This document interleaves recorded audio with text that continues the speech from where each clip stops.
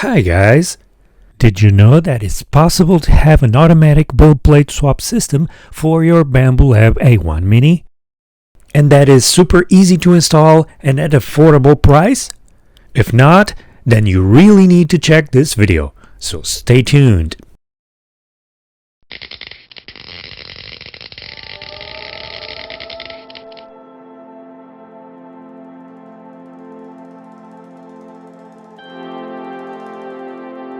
Hi guys, welcome back. My name is Rui and this is the Rui Raptor YouTube channel.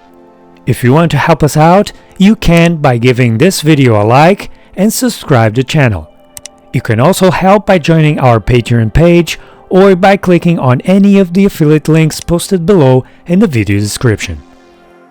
So, as we mentioned before the intro, in this video we will show you guys an easy and affordable automatic build plate swap system for the BAMBU LAB A1 Mini. It's the Platecycler from Chitu Systems. With this system, you can load projects which will take several plates to complete, and it will change the build plates for you automatically and keep the printer running non-stop. This system can load between 4 and 10 build plates. It only takes about 5 minutes to install and you don't need to make any changes to the printer. You don't even need to mess with wires since the system does not use any electric component.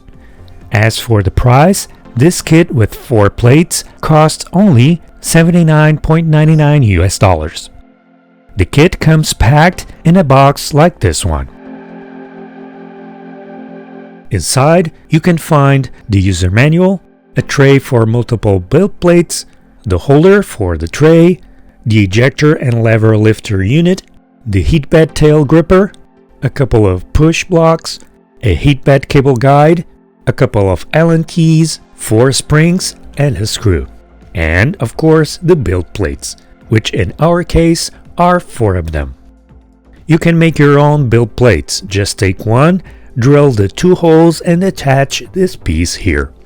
Then secure it with a couple of screws. These parts can be found here, so you can use your printer to print them. To install the kit on the BAMBU LAB A1 Mini is super simple. First, we take the heatbed cable guide. There is a lock and unlock position. Make sure it's rotated to the unlocked position. Pass the cable through the cable guide and push it against the plastic piece at the back of the heat bed. Once that is done, rotate the piece to the lock position. Before moving on to the next step, remove the stock print surface. Next, attach the heat bed tail gripper. No screws are needed, just align the piece and press it against the heat bed. Take the tray holder and place the 4 springs inside the 4 posts. Then we place the tray on the tray holder and place the screw, and use the tool to tighten the screw. Don't tighten the screw all the way, just give it a few turns for now. We will circle back here later on. Now, take the tray holder, press the button to unlock the mechanism and push it against the back of the printer. The mechanism will lock itself when in place. Next, we need to level the platform so that the hook can grab the plates. This is done by rotating the screw on the tray. If we turn the screw clockwise, the platform will go down. We can move the bed manually to check the leveling. The ideal position is that the hook can grab the plate, but at the same time, not too low where it can jam it. Now, take the injector and same as before, press the button first to unlock it and then push it against the front of the printer. The mechanism will lock itself when in place. The cable that connects the lever lifter to the injector can be secured at the side. The lever lifter unit is then attached to the top of the vertical beam. The PTFE fitting must be removed from the printer and attached to the lever lifter unit. To remove it, carefully press the sides and pull it out. To attach it, just push it in. Moving the print head to the home position will trigger the lever, and the injector is pulled up. Finally are the push blocks. They are attached under the heat bed against the carriage arms. Make sure they are correctly placed.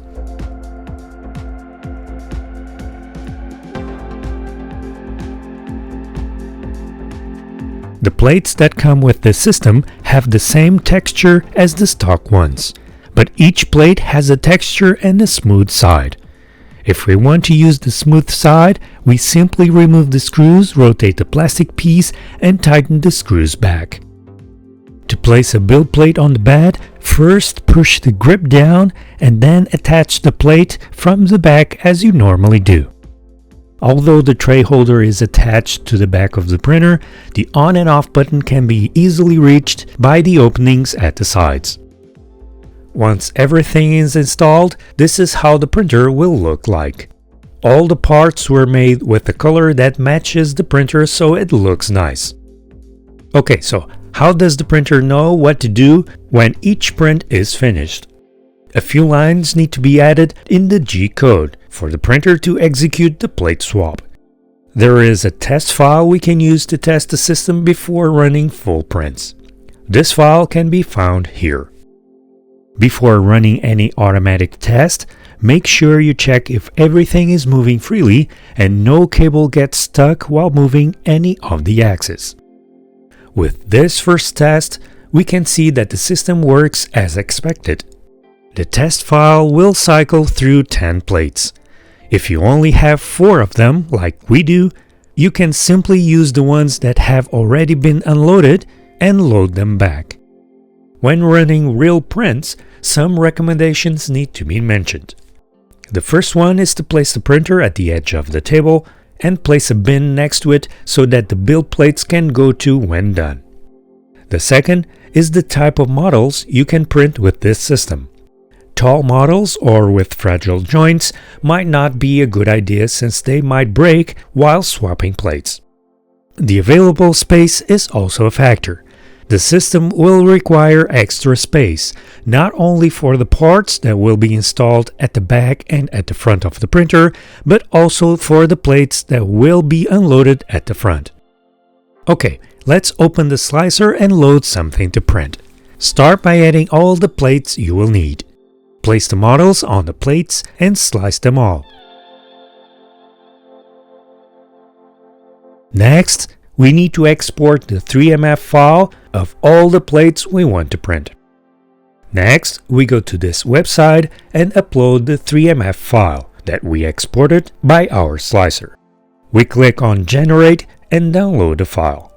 The downloaded version will have the extra lines that will make the printer swap the plates in between prints.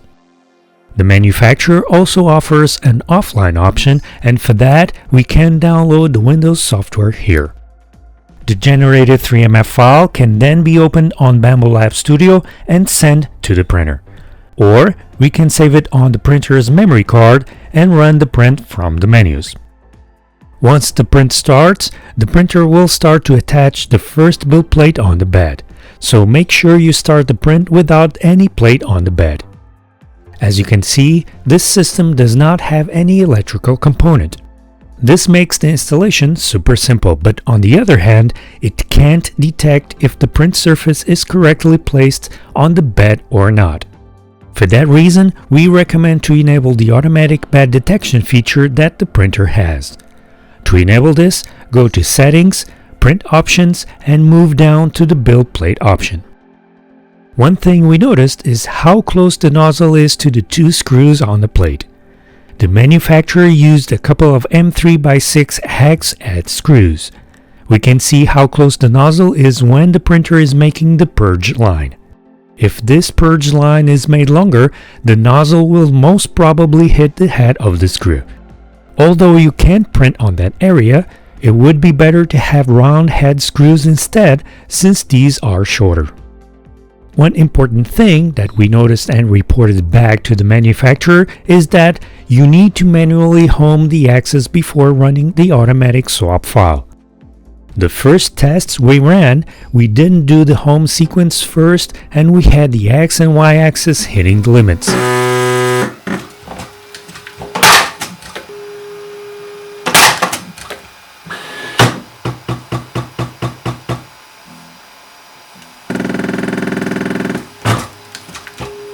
Once we started doing the home sequence, we didn't have any axis hitting the limits since.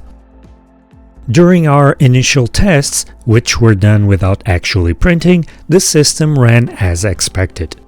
However, when running the prints, we noticed that sometimes one or other plate was not being removed correctly. Running again the test without printing but with a hot bed was enough to replicate the problem. Probably with temperature, the plates get a bit more warpage and miss the hook during the unload step. The plates are naturally bent, and the standby position on the tray does not help. The manufacturer needs to tweak a little bit more the unloading step to make sure that this does not happen. The good thing is that every time a plate was not caught and unloaded normally, it was then pushed out by the push blocks, and this way the system kept going without any issues. So, for our conclusion, the system was well designed and in a way that is super easy to install, and we don't need to modify the printer in any way. The price for the system with the 4 plates is also fair and affordable. However, there are things that need to be improved. One is the automatic load of the first plate.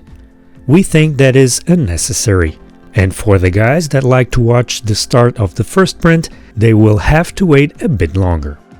Also, the issue with the initial home sequence is something that can be easily fixed. The major issue is the plate unload process that sometimes fails.